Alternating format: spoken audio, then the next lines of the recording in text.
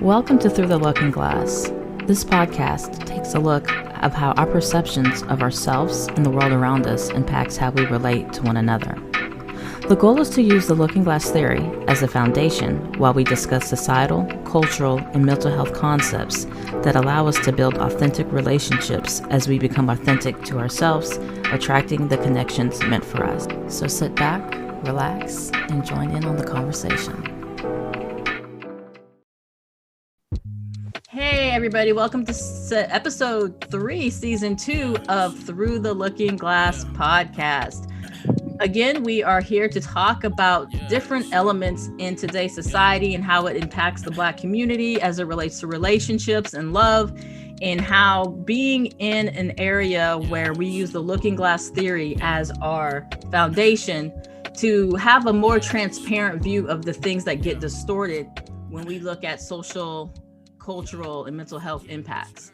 So today I want to go ahead and introduce our guest for this conversation. We have Daryl, Mr. Blackovation from All Things Podcast. I'm going to shoot it over to him and let him introduce himself and give us some background about what he does and why he does what he does. Hey, you know what? You're the first person that actually got that name right, Mr. Blackovation. Most people fiddle around with that, but you got it right the first time. It does have meaning behind it. It's just basically inspiration, innovation, and motivation. And that basically covers the gamut of what Black people are to me, in my opinion, and experience, right? We're very innovative. We have a lot of inspiration.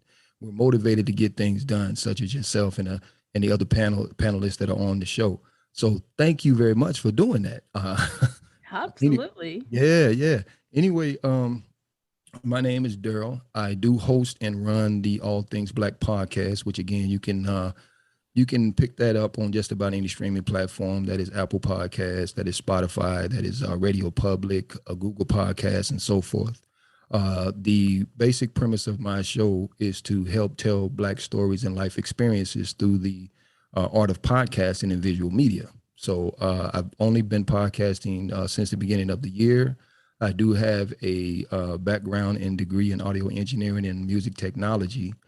So I'm very well versed in a lot of that, but my passion and my heart is my people. So I get on these podcasts and I create these episodes to bring people on the show that can talk to certain experiences or lend their expertise in certain fields of endeavor to help, again, unify our people. So yeah, there you go in a nutshell. And that's perfect. And I'm so glad that we were able to collaborate, because that's my goal with this podcast is unity, and unity between Black men and women as it relates to love and relationships, because there's so much dialogue out there right now that's attempting to separate us.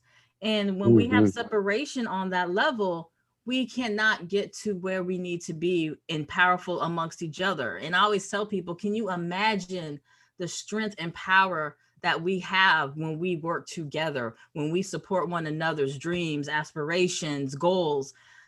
You know, there's nothing better than a Black female to support a Black man and a Black man to support a Black female. We got to get on the same page. And that's why I'm really looking to make this area where we can have these conversations so we can make that happen. So thank you so much, Daryl, for being on the podcast, and also for all you do in outreach into our community on your podcast. So thanks so much for that. Yes, ma'am. Thank you for inviting me on your platform. And I'm anxious to hear what the discussion is going to be like. Oh, me too. We're going to jump over to Chris Nobles. He is a relationship coach based in Virginia with Kiss and Chris Relationship Coaching. Why don't you say hello to the listeners and let them know kind of your background and why you feel intentional dating is important? Yeah, blessings to everyone. Again, like Michelle just said, my name is Chris. I'm a life and relational philosopher / coach. Started a venture, Kiss and Chris, with my wife, and that's dedicated just to helping people discover the best version of themselves. Currently, it's under some revision, but we plan to relaunch that soon in tandem with my own personal project, the King's Circle. And that's going to be about getting Black men back to the level of authority and walking in that authority as servant kings. you know, I'm really glad to be here and participate in the discussion and build and listen and level up with one another. Um, I I really think intentional dating is important because it was something I discovered after going through the end of my marriage, my first marriage at 10 years. And I really was lost and didn't know where to go.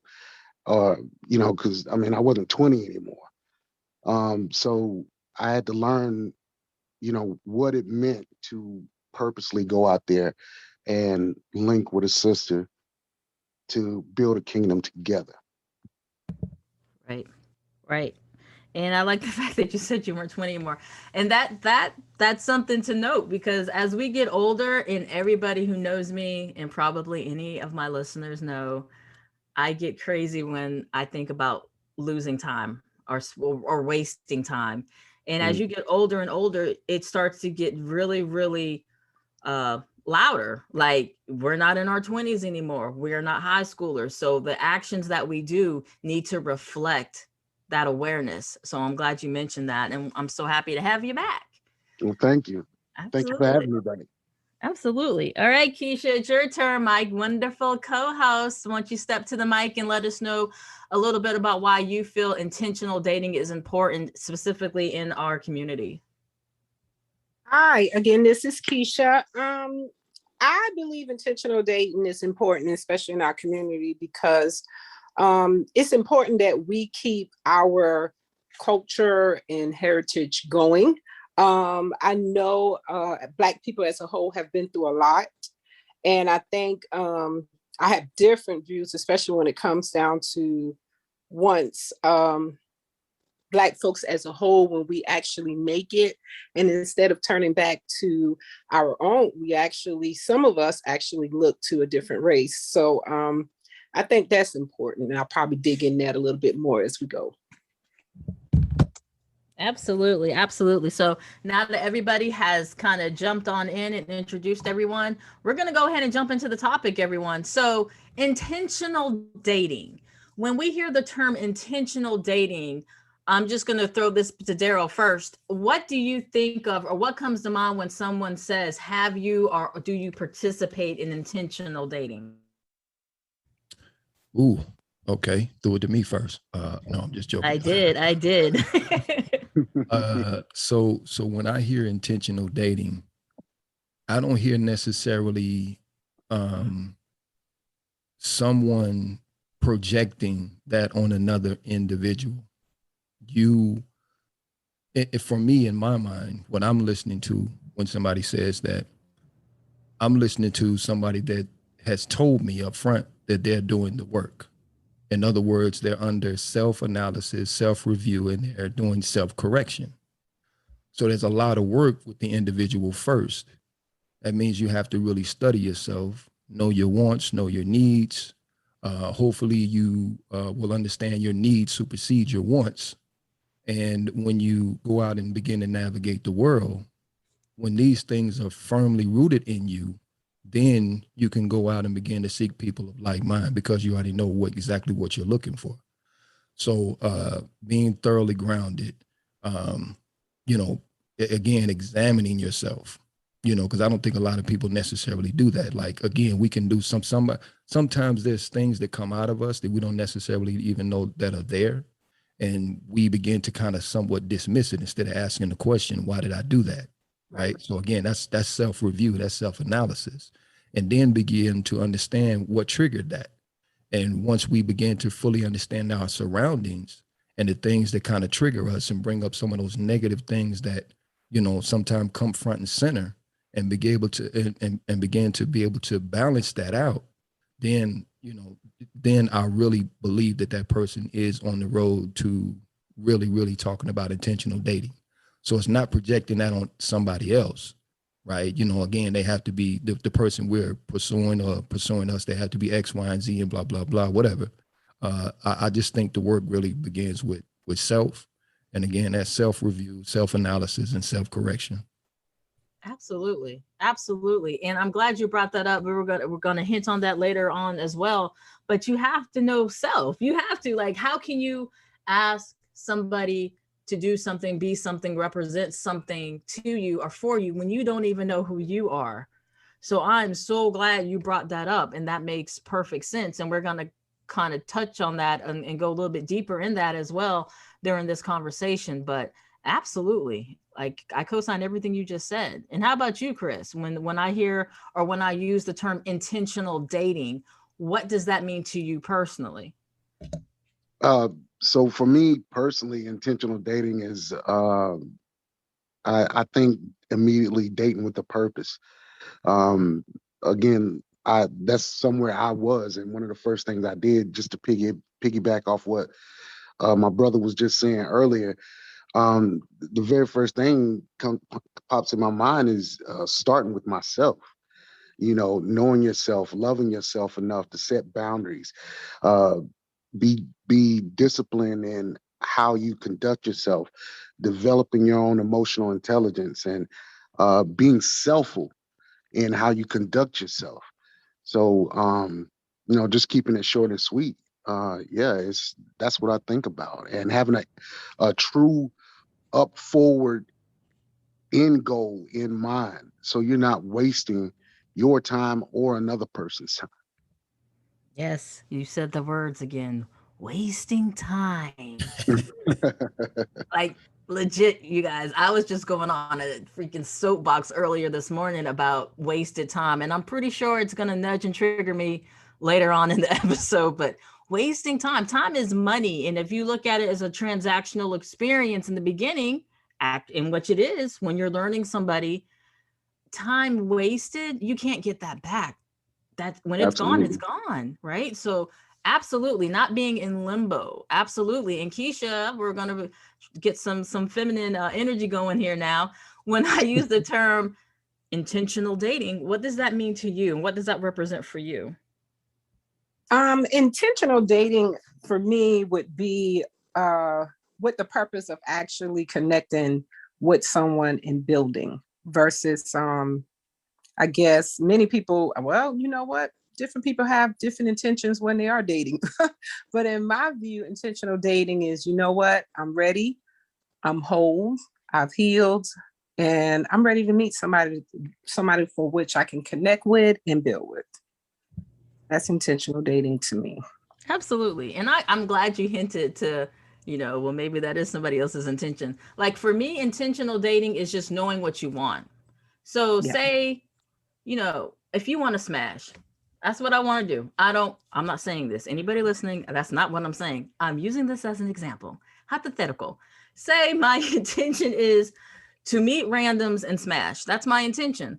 If you put that out there and when you meet individuals and you're upfront and say, this is my intention, they decide if they're going to rock with you or not, right? But you have at least put that out there that it's my intention to do this. So that's what you want to get versus not making it known that's what you want. And then you link up with somebody who wants a long-term connection. We're not going to have a successful match because somebody is just here to smash. And then somebody is like, no, I want this to be an actual committed relationship. So it goes both ways. And for me, it kind of goes into having a goal in mind. What is the end game? Why are you dating? Are you dating to marry? Are you dating for a life partner? Are you dating just to lay somebody down? Like it really just depends on the individual. And for the listeners, it's neither good nor bad. It's whatever your intention is. But the goal is making sure that it's out there, so you get what you want, but also you don't waste somebody else's time because you're not on the same page. Does that make sense? Absolutely. Can I say something, Michelle? Jump on in, Chris. I'm like I said, when I first hear that word intentional dating, I think of dating with a purpose. But there's dating with purpose, as Miss Keisha said, I'm looking for somebody to build with, to grow with. But also on the other side, there's dating for fun. And we have to understand and know where we are and what we want. So if I'm dating for fun, that's where, the smash part comes in. But if I'm dating for purpose, I'm really me, and I'm just speaking for myself personally. I'm not looking to smash. I'm looking to get to know you, because I don't want to confuse that. You know what I'm saying? So I just think that's something. Both are about being upfront, but there's a clear difference in dynamic. Right. Right. So I'd like to ask the question on top of that, because I do agree with what everybody is saying, but something just came to mind. If that's the case, should we then remove the word dating from our vocabulary? And the reason I say that is because at one point we, at least our parents, grandparents, great grandparents, they used the word courting. Courting is a whole different dynamic. It's a whole different thought process, because when you're courting someone, you're looking for evidence to see whether or not if that person is suitable for you. So when you hear dating, of course, dating basically implies that, okay, yeah, we basically can have fun. And if the fun part, ends up into something serious, then we'll take that route. But if not, then we're just doing exactly what we're doing right now. We're just having fun and kicking it and whatnot. So I'm under the impression that maybe we should start to utilize. I know it's archaic in a lot of ways, and people don't want to do that, don't want to use that type of terminology. But courting did have a specific purpose, right? And most of the time, when you courted somebody, the end goal was to marry them, to build a family, right? Right. So should we then remove the word dating from our vocabulary? And I just wanted to throw that out there. Bro, I think you made a very good point when you brought up that question. So one of the things I think we need to understand the stages and dynamics of dating, and begin to make that common knowledge. So when I say dating, what I did for myself, I used a multiple dating system. Dates were just dates, but I was dating with purpose.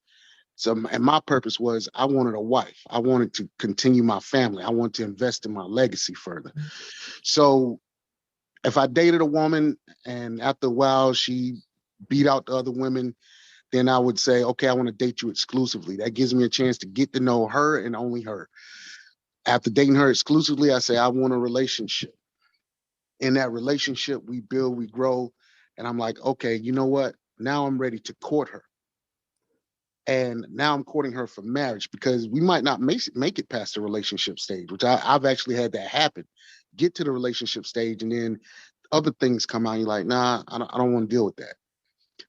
But with my current wife, we made it all the way to the courting stage, and we spent it about 8 to 10 months in courting and preparing to be married. And so I think we just need to be clear, because I think a lot of people are unclear, because you hear people say, well, I'm dating so-and-so, but they got a lot going on with so-and-so. They're not just dating them.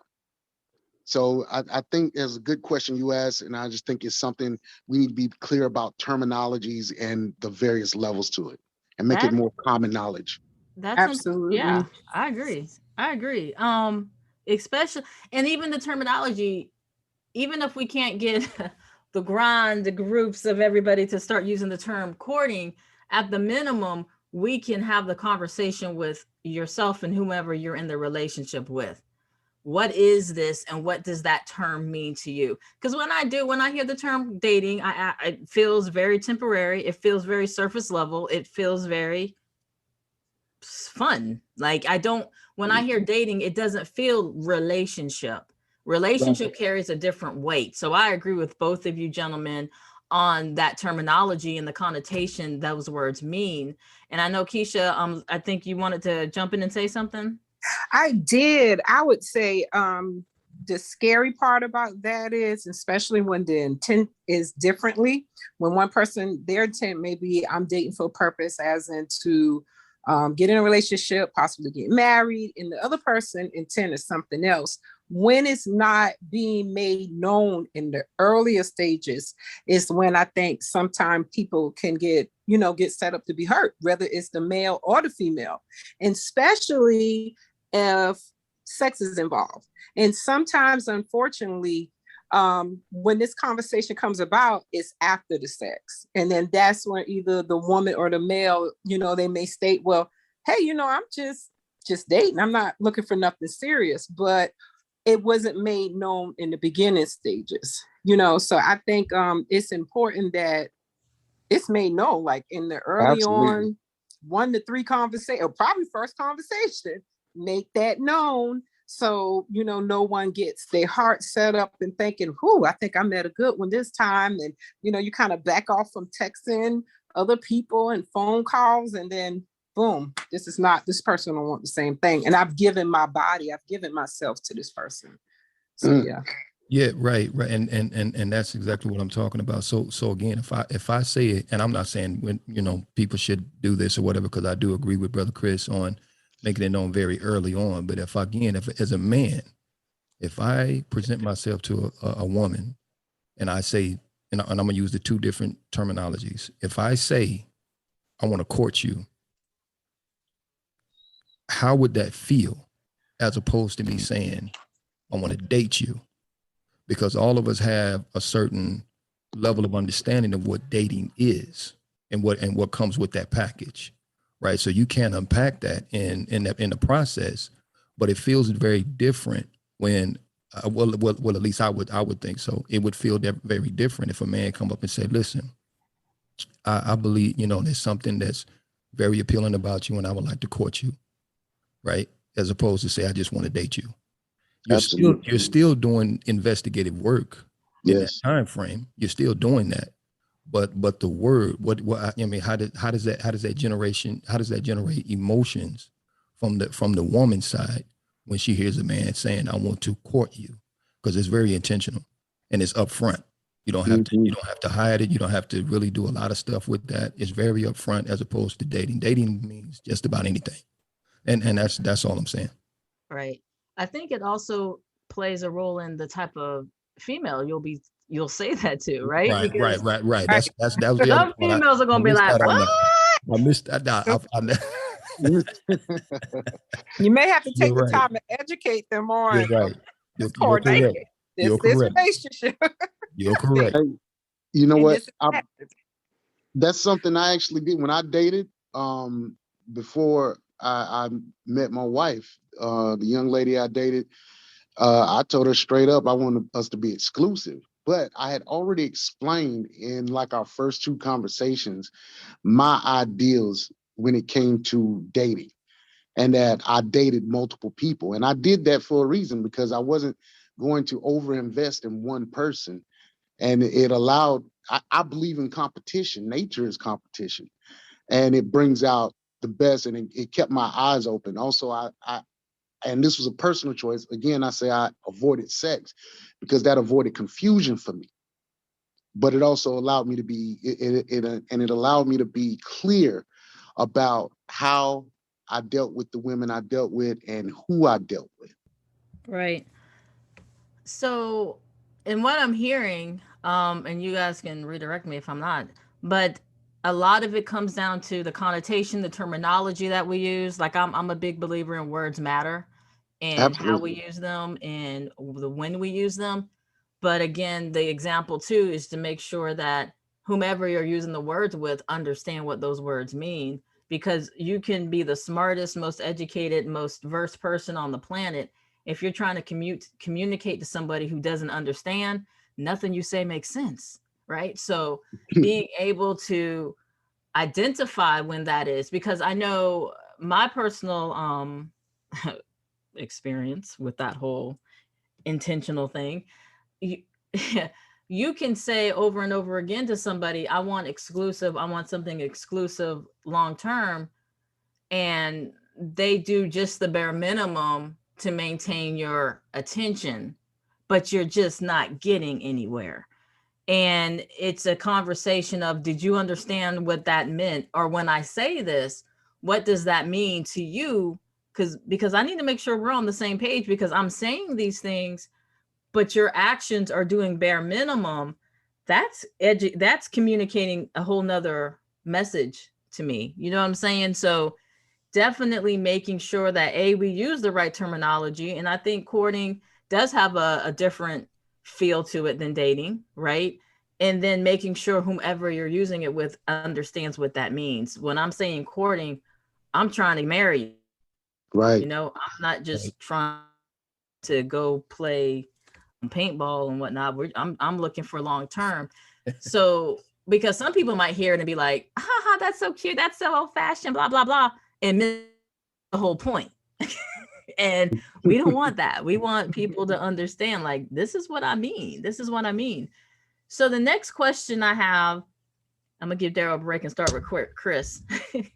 How important when building relationships is it to know what you want on the front end? How important do you feel to know what you want on the front end is it when you're building a relationship with somebody?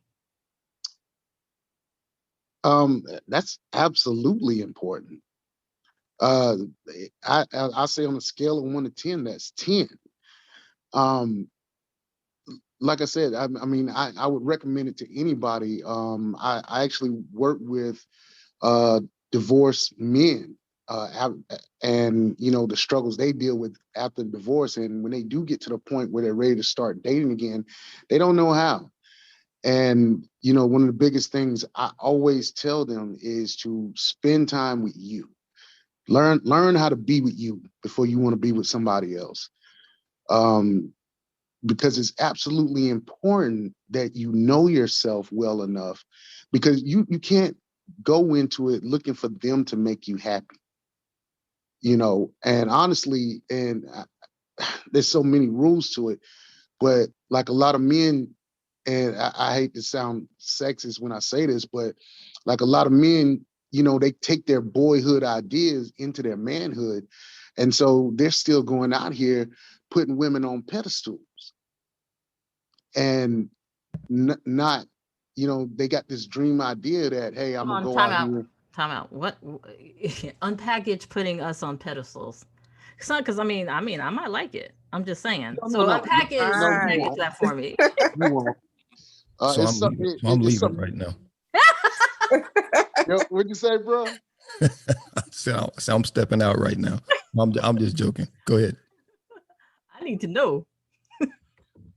Oh, I'm sorry. It's not a healthy thing. It sounds good, but you know, a lot of, and let me break it down. A lot of young boys, they go into I'm this just joking, by the mentality. way. Anybody listening, I'm just joking. I know it's not healthy, but I just want to give him some. I want to bust his chops. Okay, go ahead. A lot of young men and some men go into relationships or dealing with women or dating women with the idea, like you say, they fall in love with the skin sack, or they become infatuated with it, and then they have this idea that as long as I'm really good to her, everything will be all right. And I see it happen over and over again. They put women on pedestals, and I think it's three things that they miss with this whole thing. One, she's never going to be who you idealize her to be, because they're not really getting to know her. She's so high up on that pedestal, she's become an idol. She's not a person. And then second, you know, you're not acting as a servant king, but a servant. Message.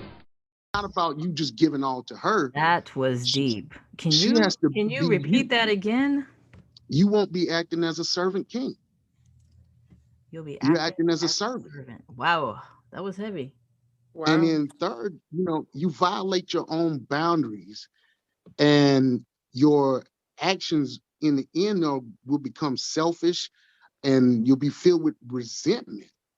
So, because when you discover the real her, and she's not what you idolized,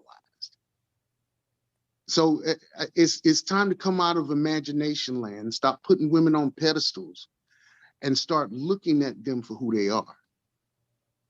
If I Absolutely. if I want to Absolutely. get to know Michelle, if I want to get to know Miss Keisha, whoever you talking to, if you want to get to know her, get to know her. And be ready, because I Right, ain't easy. Right. right. But get out of this Right. pedestal thing, you know. And same for women, you know, men aren't white knights, No, they're not. and it's not his responsibility to be one. You're Ooh. you're not Rapunzel. Absolutely. I need a moment. I need to take a sip of my water right now, Chris. Dag nabbit. Gosh. Now I know it sounds harsh, but like I'm just so serious about like we got to get out of the food. Like we come into so many westernized ideas. Absolutely. And that's the whole base of this podcast is everything is in Wonderland. Everything is Wonderland. Everything is distorted. Everything appears to be something that it's not. And the whole goal is to have these types of conversations. So yeah, I'm making jokes because some of the stuff you're saying is like hitting different trigger points, but it Yeah. needs to be said. Absolutely. My brother, I know you can agree with me on this. One of the hardest things I ever had to learn was the day I realized, wait a minute, my mother is not this superwoman that I thought she was. She's a woman. Daryl's like, look, I don't know what to say. No.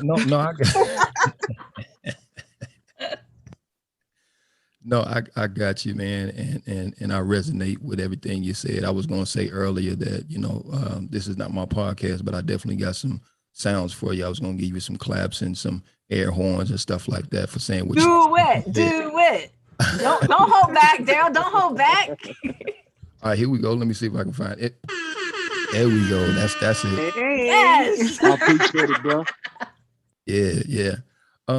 For me, that question is really, really, really important because at the top of the podcast, one of the things you said is that I don't want to waste time.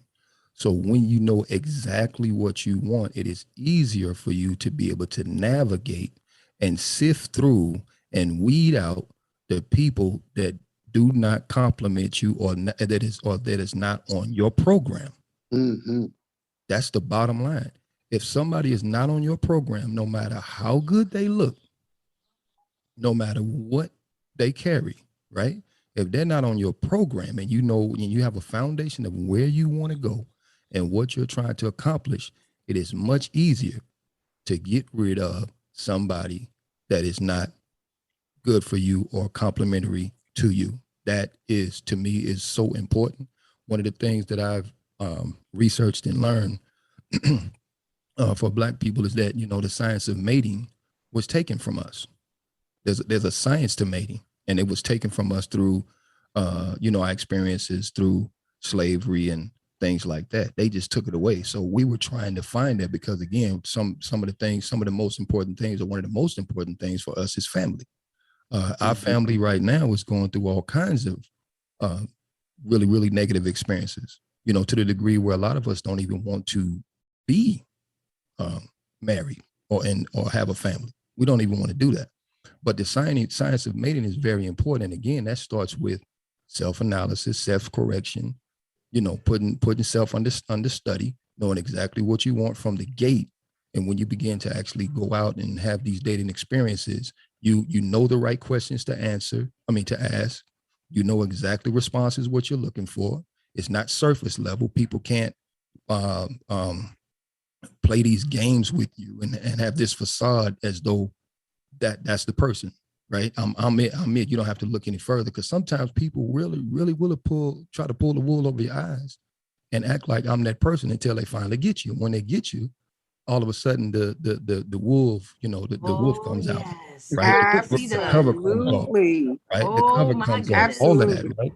So it's like you have to really, really have a protection around yourself, even in the courting stage. If you get to a point where now you're dating that individual, you still have to have in mind or some type of protections around you to watch this person's actions. It ain't about their words. It's about their deeds and their actions. And once you begin to see they're falling off or doing something that they shouldn't be doing that does not align with your values and how you keep with yourself, you gotta cancel it. You gotta get rid of it. Absolutely. Absolutely, bro. Yes. I need another air horn. But just to add on to that, I mean, I can speak from personal experience. I got caught into that where the person that I not only dated, courted, but married, had the sheep clothing on, and it was too late. I was already married. Now, fortunately, that marriage came to an end, but it's crazy how a person would go the extra mile just to keep up with the persona that they're giving off to pull you in to get what they want. So question for that. Yeah. So how does one, and I know Daryl said, you know, you have to keep your kind of guard and watch your deeds and actions, but what happens when you are intentional? What happens when you say, these are the things I want, and someone presents with a false narrative? Someone presents in a space of presenting all of that in on the same page, but as you get past the emotionally invested point, or like Keisha said, even married, you start to see their narrative start to unravel. So what is the protection around that? And that's for both you, Chris and Daryl. Daryl, you want to go first on that one? No, you can go ahead, go brother. So I'm gonna say this, and this is something I learned, you know, later in life. I don't care what you present to me. I mean, it'll give me an idea, but what I'm actually going to be looking at, and what I would encourage others to look at, is if you say, well, I'm a very affectionate person. That might be something I'm looking for, and you know that's what I'm looking for, and so you're very affectionate towards me.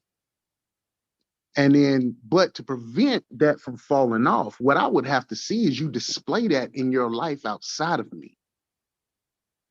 Because if you don't display that in your life outside of me, that tells me more than likely you're putting on. That is such an important fact. Absolutely. So, I mean, you have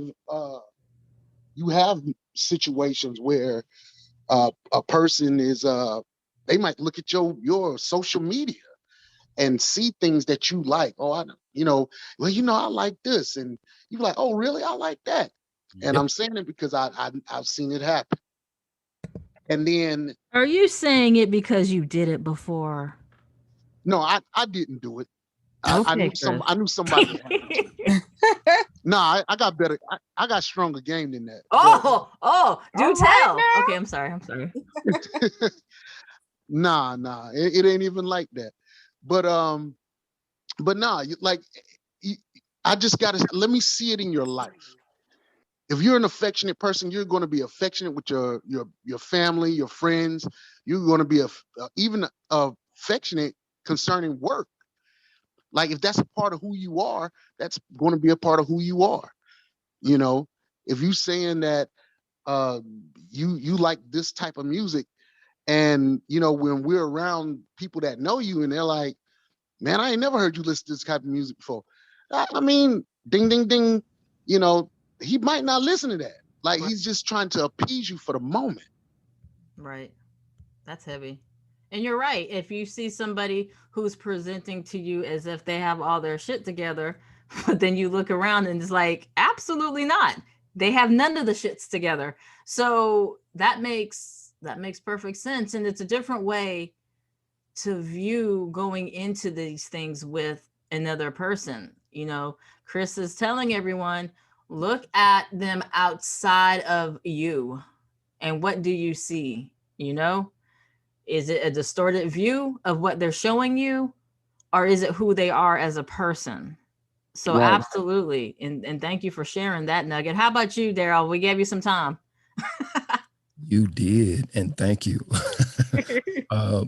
So brother is absolutely right.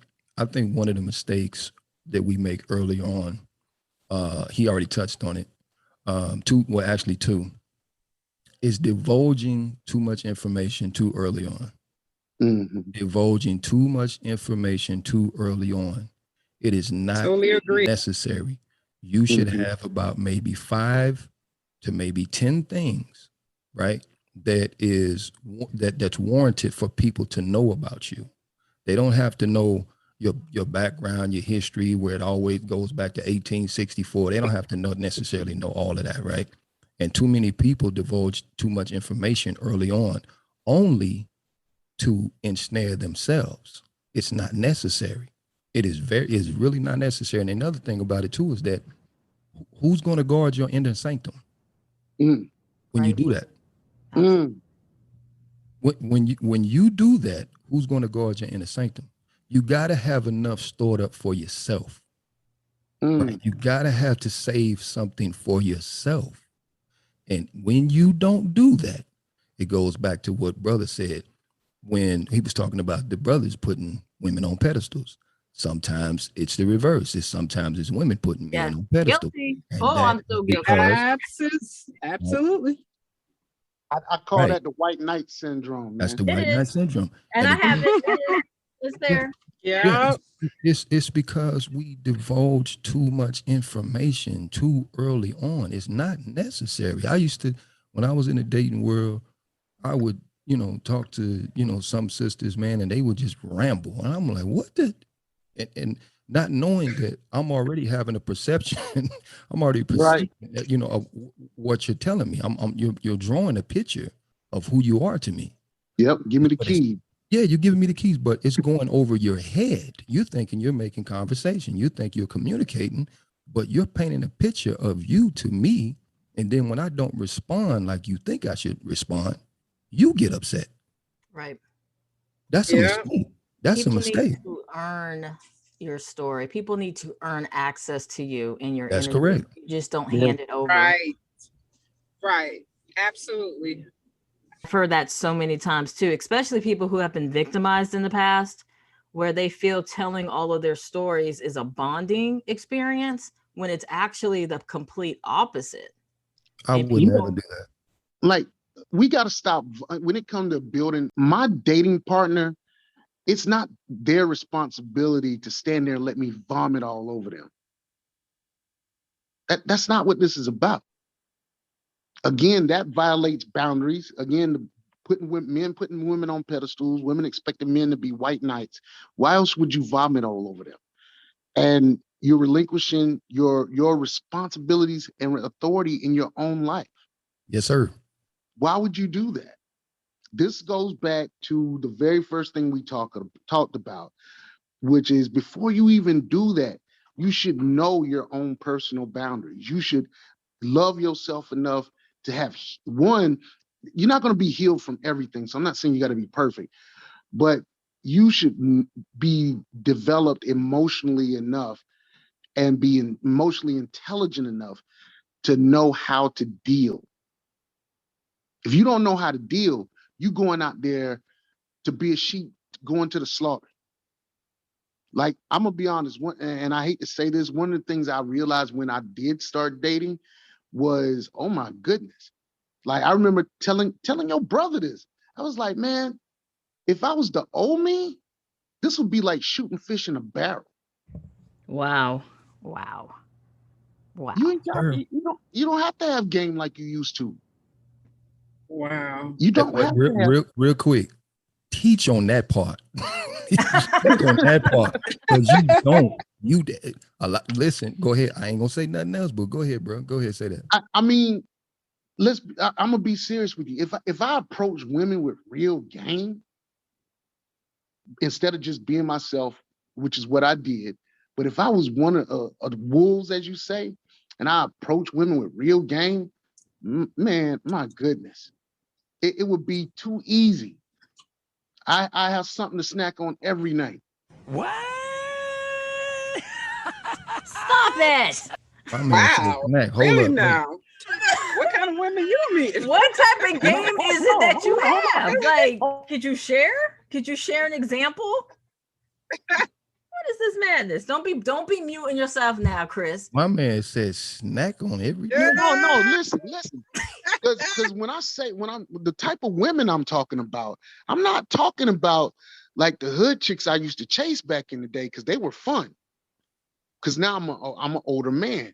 I got caviar taste. So you're talking about the woman who making $70,000, $80,000 a year or more. The woman who's good financially, got herself together. She's still easy What to is this talk. game? She's still easy to Chris, talk what to. is this I game? have a question for you. Is it because do you feel like they're vulnerable? Do you think maybe that's why it's easier? I think my honest opinion is there's a lot of women who ran into, well, I'm 40. I'm gonna tell my age. So I was dating women between the ages of 30 and 45. And what I was running into were women who had been married or women who had really experienced like bad situations. And some of them were healed and some of them really weren't. And it was sad because I was like, no, I can't mess with you because you got to take care of that.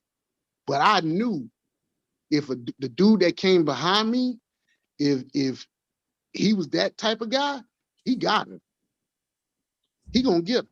So Easy. what type of advice could you give people in that setup? Not the ones who need to do the healing. We already know that's a requirement, but you said some were healed. So if you're saying it's still easy, your game is so potent that you could snack every night off of these individuals. It ain't even my game. I'm just saying, like, but what is it that you're seeing? What are these holes that you're fulfilling for these individuals? Because a part of this conversation is about transparency to help people realize that, oh, he's describing something that I do, so I need to do something different so I get different results. Well, I'll say this. So, my brother, you probably got identified with this. A lot of men don't know how to talk. Right. So I used to hear that from women all the time. You the first man I met that know how to talk. Oh my goodness. Okay, hold Go on. ahead, I'm triggered. go ahead, Hold go on. ahead. I'm triggered. I'm triggered. Give me a moment. Listen, you revealing some of the secrets right now. So I'm gonna have to hold you accountable. So Keisha, look. So if people using I'm listening. intelligence Trust as me, I'm game, listening. I'm freaking in somebody's net. Not currently, but I can be in the net because intelligence for me, if you can speak proper English, okay. My ears are open, right? So speak more about that. It's Chris. very attractive. So here's the thing: when you're dealing with the higher class of women, I'll say, intelligence does become a sexual market value item, and it becomes less about your looks. Not saying you can look like a bum, but you don't have to be a high value sexual male. You can be a high value intellectual male. A high value intellectual male is usually going to earn. So that's one thing women are going to, they're going to be like, oh, wow, he has potential if he's not already doing it. And then you know how to talk. So you're not just talking about, what Boosie said on Instagram yesterday. You're talking politics with her. You're talking, you're again, this goes back to women want to be led. Right. So that type of man, he's already showing her a level of strength and dominance that she's not seeing every day. So you're saying, you, Chris and Daryl, you both are saying intelligence can be an example of somebody's game, quote unquote. Yeah. Wow. I mean, look in nature. Look in nature. That sucks. Take prey animals it like really deer. does. Take prey animals like deer, and then take lions. They're far more intelligent because they know how to get you. This is a podcast. This is a topic for a whole nother podcast because I'm kind of sick to my stomach right now. So I mean, well, that's life. That's life. Let me But it's interject true. real quick. Yeah, let me interject real quick. So this is an old black exploitation film, but I can't even find the word right now. But a preview of that actually came from an old black exploitation film called The Mac. Cold as hell. He was smooth with it, right? And he was up front. He was very transparent. He was very intelligent, and he just laid it out. Now, of course, he was a pimp, but he just laid it out. He was that man. He was intentional about his pimping. He was intentional about his pimping, but he did show some examples of what we're kind of talking about. Wow.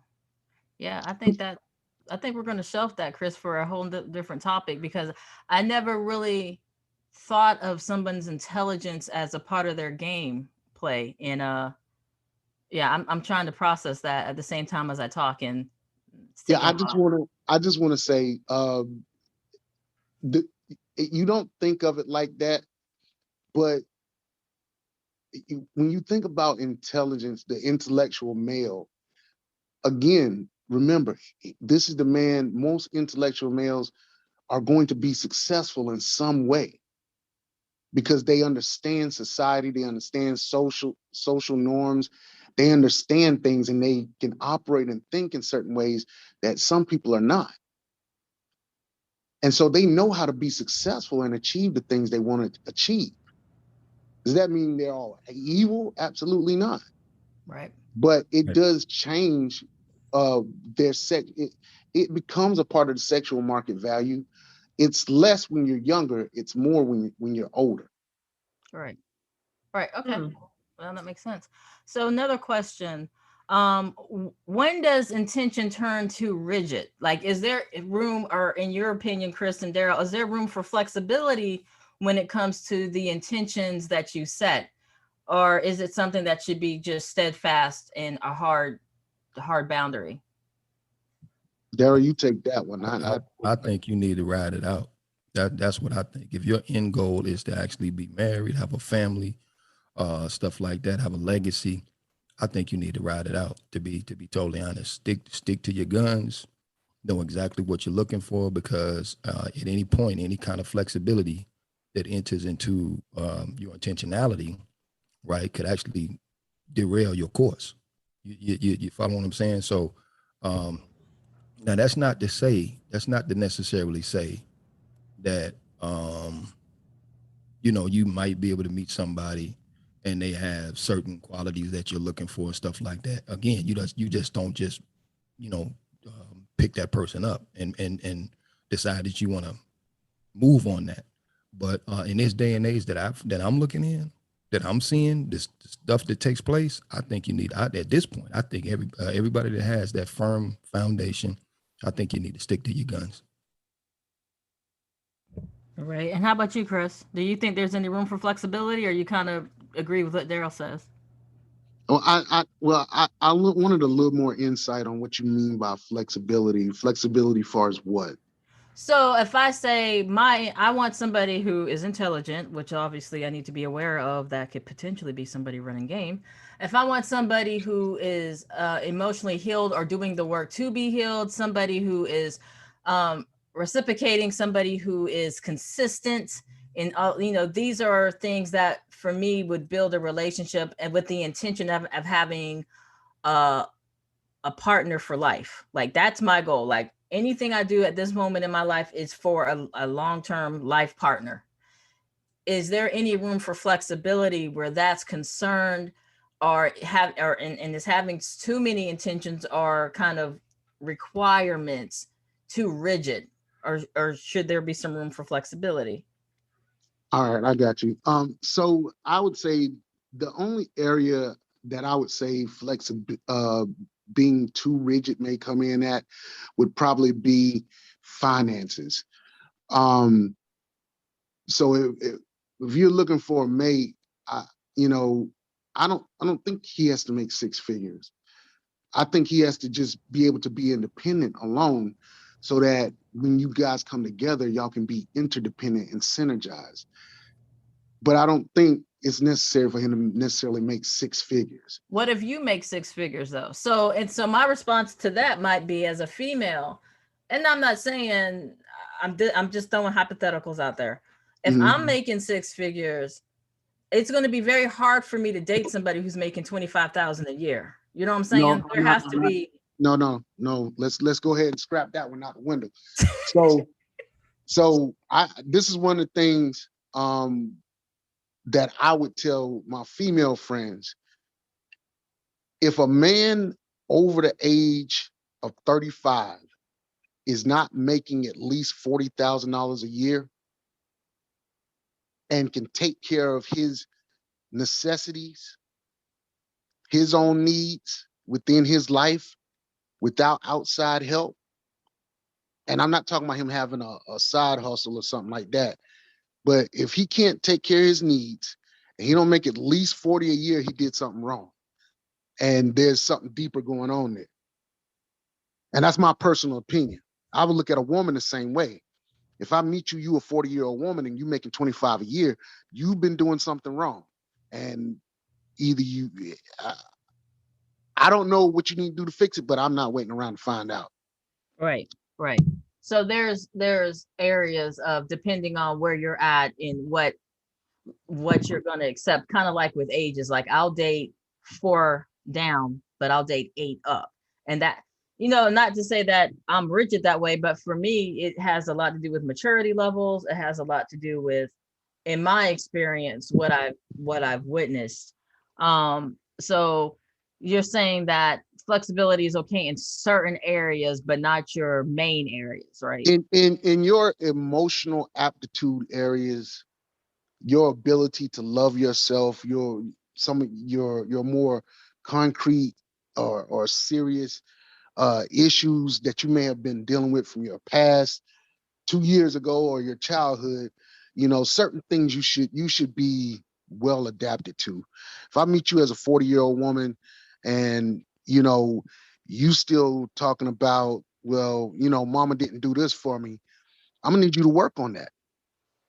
And that's possibly something that's going to in the relationship, that's going to be discussed before we even get to courtship.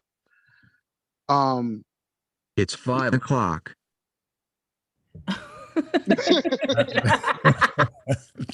Accident. Wow. Okay. Nelson, I got stuff to do.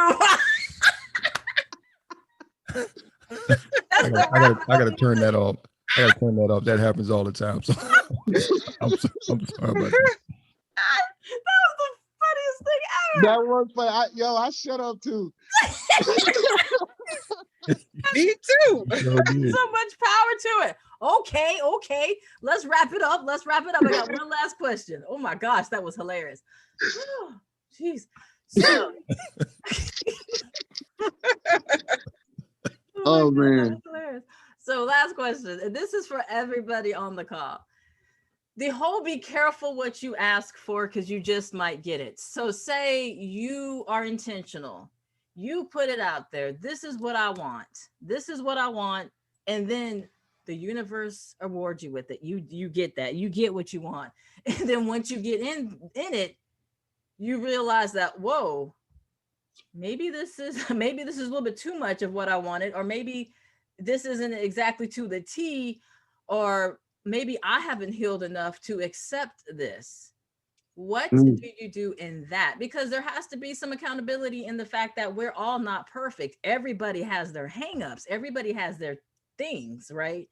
So you could get what you want being intentional, and then you get it, but then you start to realize there's some healing that you need to do, or something's triggered up that you have to focus on, or there might be just little different things within the connection that you didn't ask for, but you got it anyway. So is that how do you maneuver around that? Is that something you work on internally, or is that something that you have to pull back out? I want to hear what Miss Keisha got to say about this. Ooh. Woo. Put me on the hot spot. Okay. All of that, especially when let me rewind back to the beginning of what you were saying, as far as asking for something, making a list of what you're looking for from, let's say, from a guy. And then that person comes along and fits it almost to the T. And then once it's in your face, and I'm speaking of personal experience, it's like, wow, whoa, hey, this is moving really, really fast. Whoa. It's almost like when you write that list and you're wanting what you want, and then you're writing it with the thought of, oh, this is what I really want, but what is the odds of it actually happening? So when it does come along, it can be overwhelming. So I would say when you are dating with an intent, or courting with an intent, or however you want to put it, make sure you're ready, because sometimes you really do get what you're praying and you're asking God for. It really does come. And it may not always look exactly like what you wanted it to be. But you know, God has a mighty way. He has a mighty way of giving you what you need. I mean, it'll be a lot of what you want, but it'll be definitely what you need. And sometimes men and women miss out on that because what you really want, it may be off because the outer appearance may not match it. Or it may be a digit off. Maybe you want that 6-figure person, but he got like 5 figures, or she making 5 figures. And so it may be slightly off. And then, you know, a lot of times when that come about, people be like, oh my God, it's just almost what I want, but this right here. And then they pass them up. And then down the road, you know, that person, you know, you think back on that person, you always do. And so you're tempted to text or call, or you see them in you know, in the public. And a lot of times those people move on. So sometimes you miss out on your opportunity. And what I've learned is some opportunities never come back around, or sometimes it takes a minute for that season in your life for that opportunity to come around again. And it's just what it is.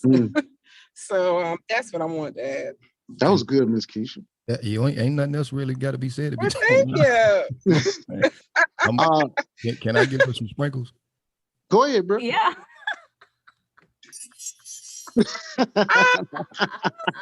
Yeah, thank you. I feel like a princess. Oh, careful with that now. We don't have that conversation. Wait. Chris done told us about that.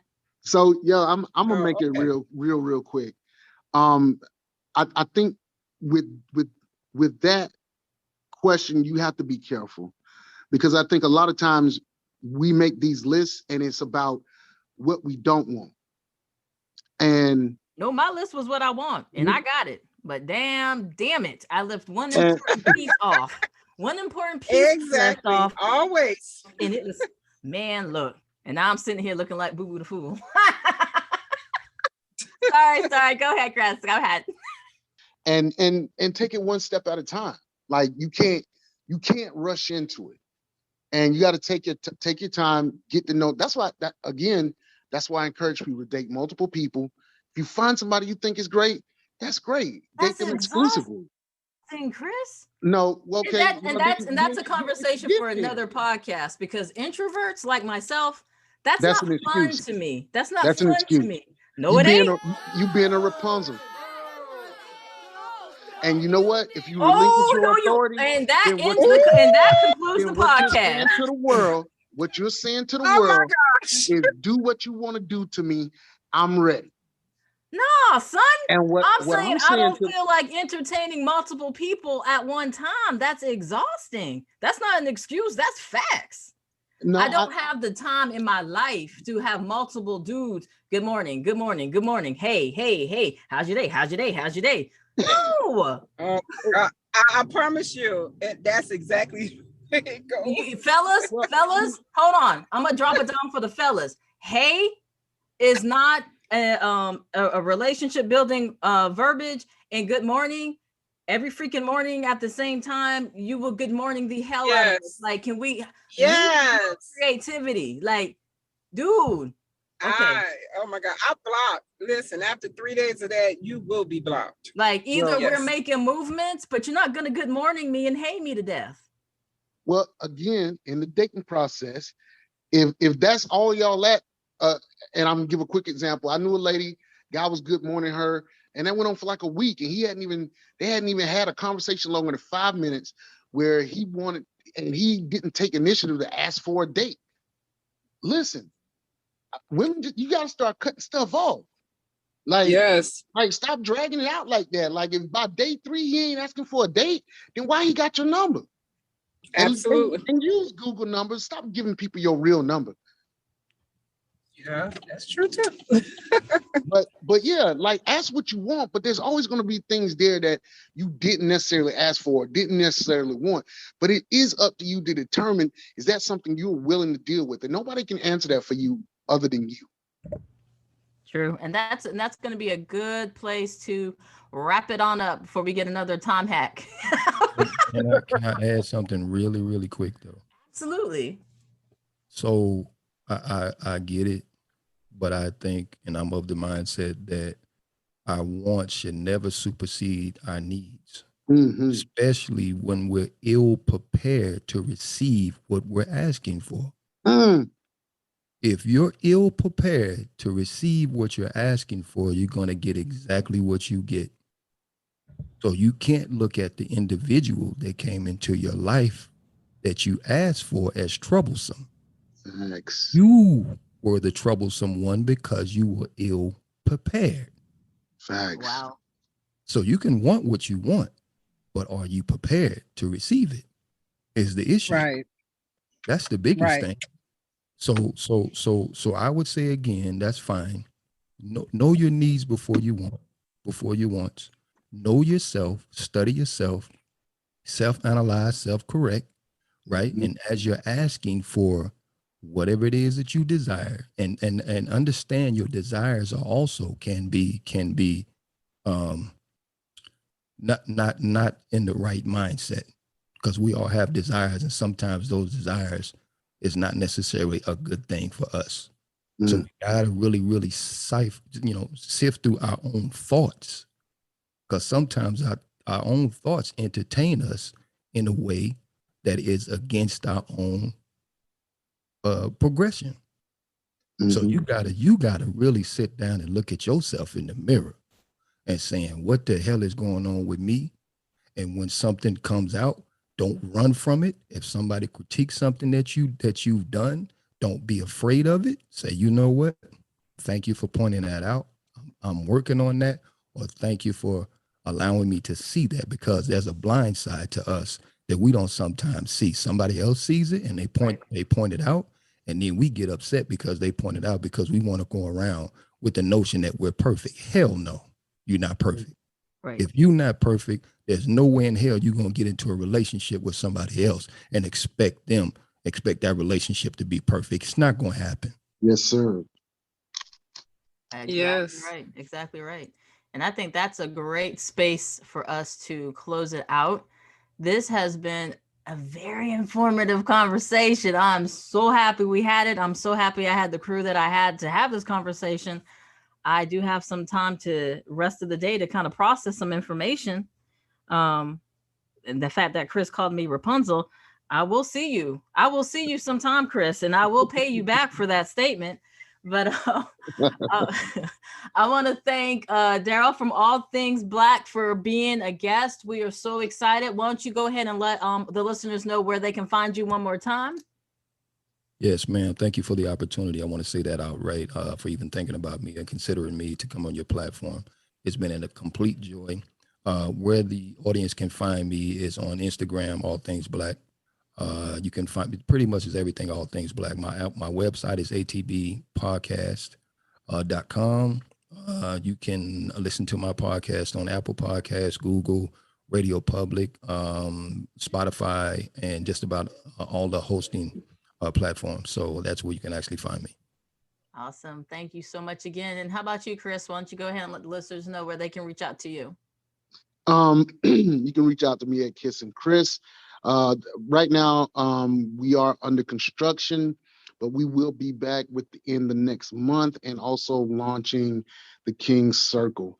And I just thank you again for having me on here. And bro, you definitely picked up a fan for your show in me. Oh, Definitely appreciate that. Definitely appreciate that. This is I will talk about it offline though, but I'm always open to talk, have conversations like I think these conversations are very necessary and important. And we got to have conversations like this on a daily basis to move the goalpost to unity, like the sister was talking about. Absolutely. absolutely. And this Rapunzel's going to kick your ass, Chris. I just want you to know that. And Keisha, won't you let the peoples know, hey, that obviously you're going to be with me co-hosting the podcast, but if they wanted to reach out to you to get some more information, how could they do that? Well, my organization is Change Women Break, which is an empowerment for women. So that's one way of reaching out to me. And I also have a counseling agency, which is Coyer Behavior Health. So that's another way of reaching out to me. Chris, in your behalf, I will talk with her about the Rapunzel thing. I've been trying to pull her out the house. So I'm going to help you out with that. Okay. So, but yeah, those are ways that you can reach out to me. That is hilarious. I love you guys. Okay, thank you all for listening. Thank you all for touching base. I will have the contact information for all our guests in the pod notes, so definitely check those out. And we look forward to speaking with you on our next episode. So everybody take care, stay safe. One love.